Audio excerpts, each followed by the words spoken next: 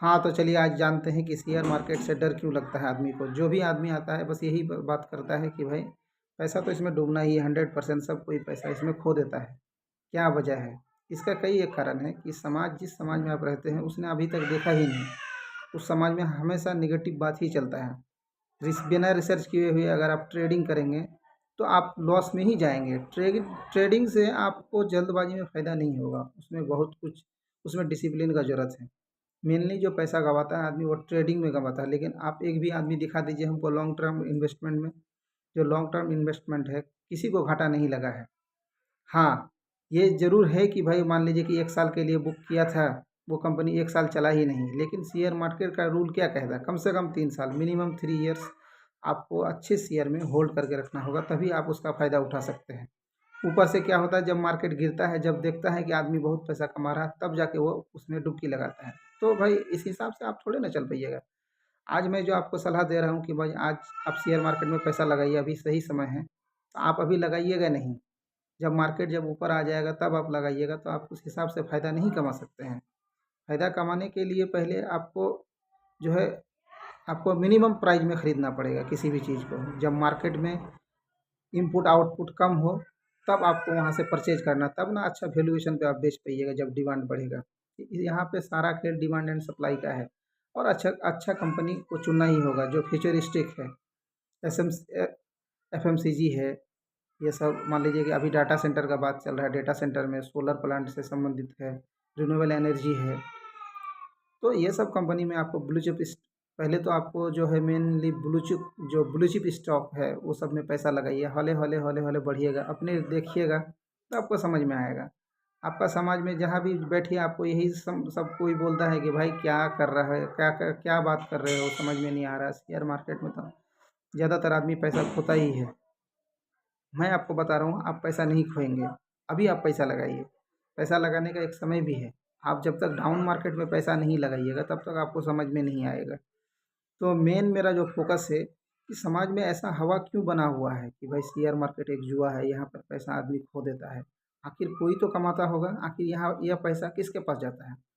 तो ये पैसा हम ही में से, आप में से किसी के पास आता है जो अच्छे पैसेंस वाले आदमी हैं और अच्छे जानकार वाला आदमी है। ऐसा नहीं कि पैसा हवा में उड़ के चला जाता है, कोई खा लेता है। आप भी लॉन्ग टर्म इन्वेस्टमेंट में दिमाग लगाइए और अच्छे शेयर का खोज कीजिए, तो देखिए आप भी अच्छा मुनाफ़ा कमाएँगे। बस इसमें डिसिप्लिन की ज़रूरत है। आप अगर इमोशनल हो गए शेयर मार्केट में तो आप गए। तो भाई इसके लिए कुछ चीज़ ज़रूरी है कि किसी का बात में आप नहीं आए। आप बहुत सारे बुक हैं मार्केट में, आप इन्वेस्टमेंट से रिलेटेड जो बुक हैं वो सब पढ़िए और चार्ट पैटर्न वगैरह देखना सीखिए। पहले-पहले तो जो बड़े-बड़े कंपनी हैं, जैसे अरशद मेहता के टाइम में बोलते थे ना कि उठा लो टाटा का कोई भी शेयर। टाटा का शेयर हमेशा फ़ायदा ही देता है। तो निश्चित तौर पे टाटा बहुत अच्छी कंपनी है। टाटा का शेयर में आप पैसा लगा सकते हैं। उसके बाद जो आपका रिलायंस है, मैं रिलायंस का ही बात करता हूँ क्योंकि रिलायंस सही में एक बहुत बड़े स्टॉक है।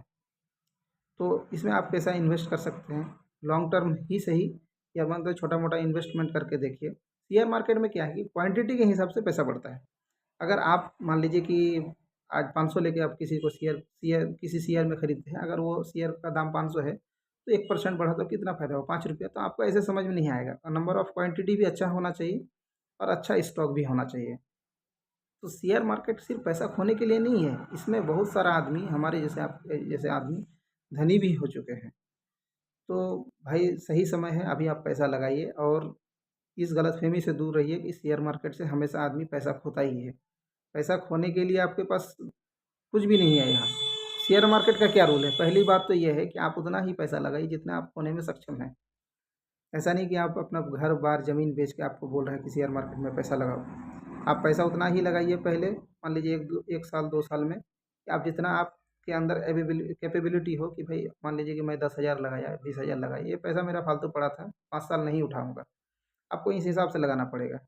आप मान लीजिए कोई बोल रहा है कि भाई हम जो है पेनी स्टॉक में पेनी शेयर है, उसमें हम पैसा लगा दिए। ₹0.5 का है, ये हो सकता है कि आने वाला ₹300 था, वो ₹0.5 हो गया, तो वो अचानक बढ़ जाएगा। ऐसा हो सकता है, लेकिन मिनिमम 99% चांस है कि वो नहीं होगा। आप सोना खरीदने की जगह में अगर मान लीजिए कि आप सरिया खरीदिएगा, लोहा खरीदिएगा तो लोहा में हमेशा जंग लगता है ना, तो यही उसका नियम है कि भाई आप लोहा खरीद रहे हैं, कभी लोहा का रेट अगर बढ़ जाए तो भाई वो अनिश्चितता है, लेकिन लोहा में हमेशा जंग लगते रहता है, इस चीज़ का ध्यान रखिएगा। कोई ही ऐसा कंपनी का होगा जो वो परफॉर्मेंस अच्छा देगा, वो आगे निकल सकता है, लेकिन 99% चांसेस है कि वो फेलियर होता है। आप अच्छे स्टॉक में लगाइए, मिड कैप में लगाइए। इसको इस पहले आपको जो स्मॉल कैप की तरफ नहीं भागना है, लार्ज कैप और मिड कैप की तरफ जाना है। उसके बाद आप जब 2 साल, 4 साल, 5 साल जब लगा देंगे स्टॉक मार्केट में, तब आपको समझ में आएगा कि भाई अब इस स्मॉल कैप में पैसा लगाना चाहिए, उसमें भी कैटेगरी है, माइक्रो कैप में नहीं लगाना है। तो मेरा कहने का उम्मीद यही है कि शेयर मार्केट पैसा खोने के लिए नहीं है दोस्तों, पैसा बनाने के लिए है। बस इसमें पैशेंस और डिसिप्लिन की ज़रूरत है। अगर वीडियो अच्छा लगे तो आप लोग लाइक एंड शेयर ज़रूर करें। Thank you. कल मैं बताऊँगा आपको न्यू टॉपिक।